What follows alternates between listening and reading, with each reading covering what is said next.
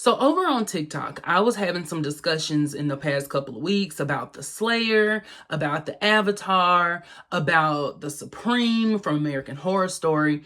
And I realized that the one thing that they all have in common is that chosen one trope, right? That thing that makes them special and sets them apart from everybody else. So I decided that I wanted to do a video just talking about kind of ways that I've seen the chosen one depicted, which ones I liked, which ones I didn't like, and we'll just have some fun with this video. So let's go ahead and roll the intro and get into the discussion. It's the power of G. What we doing, come and see. Making bold comments on movies and on TV. Everything magic, ironic, cause he the one. Go subscribe, cause it's easier to show you what's going on. It's the power of G. So I'll tell you right now, this is not going to be a literary critique. This is not going to be us analyzing in-depth movies and whatever else. This is just us talking, having a little bit of fun, just kind of, enjoying the vibe. Do y'all see those books back there? Those are Buffy books, right? And as you can see, my shelf is kind of tiny. And I don't know. I'm just excited to have them. So I just put them right there for right now. But anyway, while I'm reading the definition of a chosen one, y'all remember to like the video, leave a little comment, and then share it with someone you think may enjoy it. So the definition that I found of a chosen one is a common narrative device where a character, often the protagonist, is destined to save the world or fulfill a prophecy due to their unique lineage, gifts, or destiny. Now, what that made me realize was just how much media I have taken in, read, watched, whatever, where there's a chosen one or chosen ones. Really, if you like Power Rangers, they're just chosen ones. I guess I didn't realize quite how common that trope was, but it makes a lot of sense when you think about the fact that you're structuring a story often around one person or relationship or whatever. And so it makes a lot of sense that you want to have something that separates them from the crowd while also giving us a journey to go on with them. Now, just in kind of digging around for definitions of it, I did see a plot point where sometimes you have ones where we follow their journey throughout their life, right? So as they hone this skill. But then you also have chosen ones who have no idea about who they are, whatever the case may be. And then they find out about this lineage or this power or whatever it is that makes them special and sets them apart. And then we have to go on a journey with them to refine this power, to learn how to control it, to learn how to walk into that destiny. And that really made me start thinking about some chosen one tropes that I liked and thinking, what do I like about them? And what makes their story so special? I'm going to start off with one that I haven't really read nor watched in its entirety, so I don't fully have a grasp on it. So if you are a fan of this franchise, I deeply apologize. But I love the idea of Anakin and Luke from the Star Wars series. One of the things that's so special about that one to me is this notion that one chosen one can kind of create another chosen one. And if they go off the path that they were meant to go on, that path is still meant to be walked. It might just not be by them. And so I kind of love like that dark chosen one, path. I will say that I'm sure that there's something that there's something, I can't remember what it is, but there is like a dark version of the chosen one, but I don't remember what they're called. My point here, though, is that I love that there's this person who's supposed to bring balance to the Force, but Anakin is like, girl, I'm trying to bring the side of balance that I want to. So that's one instance of the trope where I think that you do see him, because you see Anakin going on this lifelong journey from being a little boy to being an adult until he eventually becomes Darth Vader. But then we meet Luke as an adult. I think he was an adult, or was he a teenager? Either way, we meet him once he has grown up, and then we're going on his journey with them. So you get two different things in one.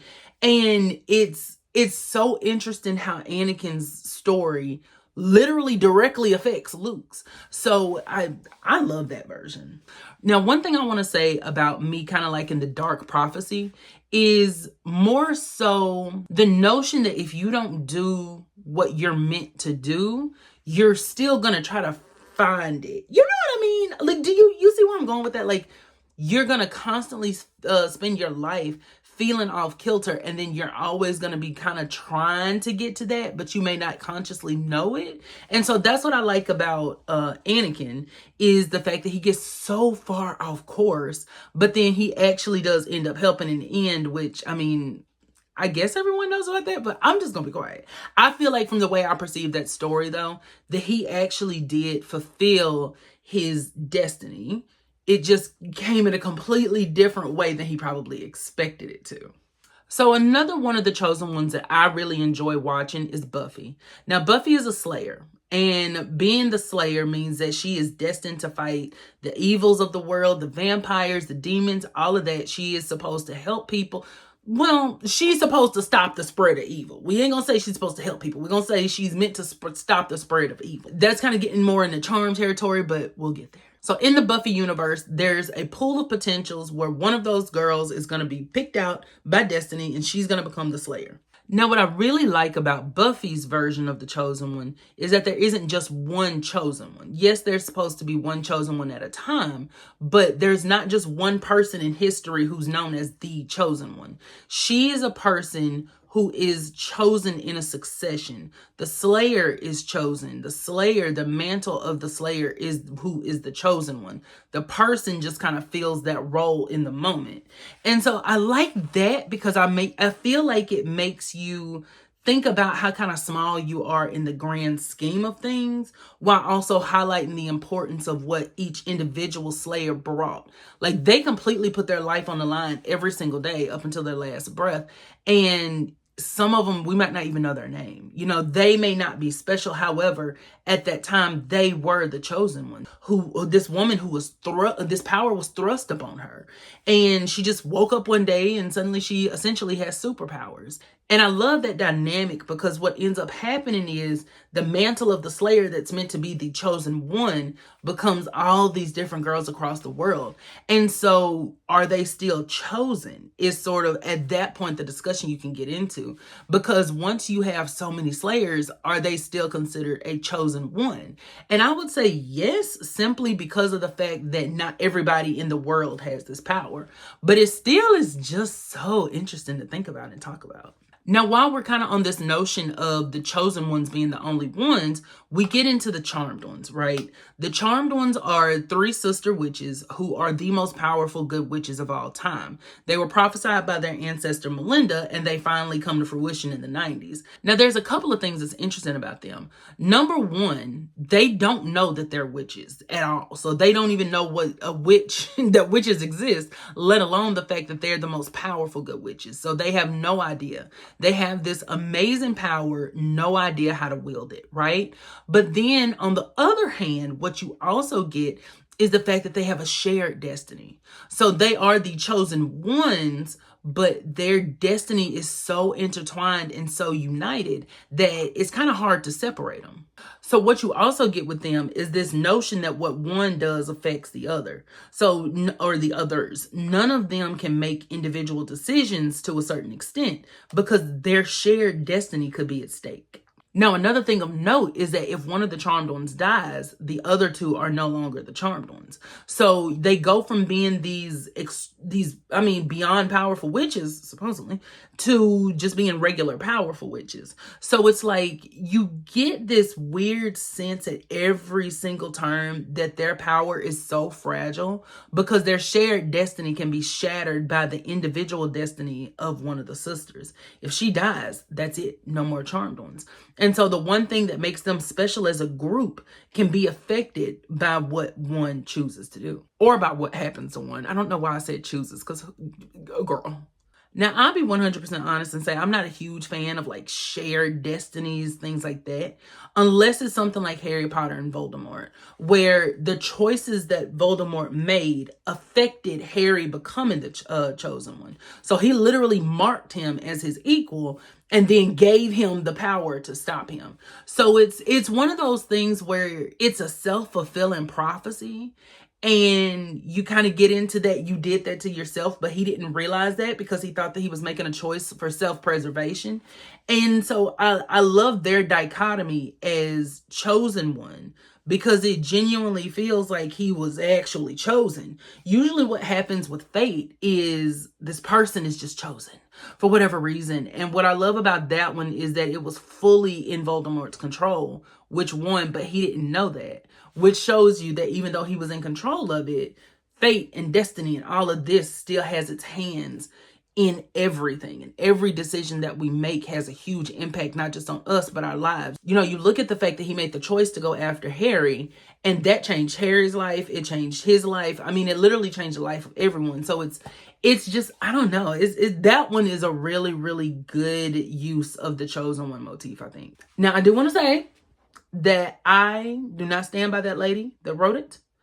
I am simply using that story as an example of a chosen one method that I enjoy watching. Now, I think that if I were to write my own story or create my own story or whatever the case may be, I think I would probably go down the route of a chosen one who knew that they were chosen. And because I just think that there's something that you can do with like the pressure that they would feel. There's something that you can do with them going through their life knowing that they have this huge purpose, something that they're meant to do, something that they're meant to achieve. And then maybe you can really toy around with them not knowing how to achieve it.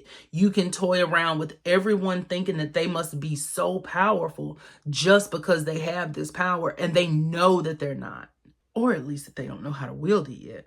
But I also think that people love a story where there's a chosen one who finds out about the power, because let's just be honest, we all want to feel special. We all want to feel like we are handpicked to do something great, and we all want to feel like we have something really big ahead of us. So, I mean, from that perspective, I might go with that story.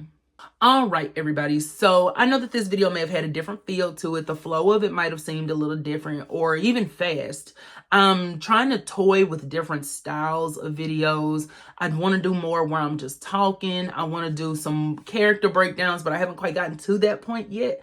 So this is me kind of like dipping my toes into talking about different elements of storytelling that I like. So just let me know in the comments what I can possibly do to make it better, how I can make it flow a little bit easier, what topics you would love to hear, and I will catch y'all on the flip side. That was so corny. And as always, I want to take a quick moment and just shout out my lovely, beautiful patrons over on Patreon. Thank you so much for supporting me. Thank you so much for being here with me on this journey. You support me financially, emotionally, all kinds of ways, and I can't tell you how much it means to me. I appreciate you and I love you. So if you or someone you know would like to join the Patreon, please head on over to patreon.com/powerofg and become a part of the coven. You can also head on over to powerofgcommunity.com so you can see everything that we have going on at the Power of G. I can't wait to see you there, and I will be talking to y'all later. Y'all have a great evening, morning, afternoon, whatever it is, wherever you are, and I will see you later. Bye. We got the power. We got the power.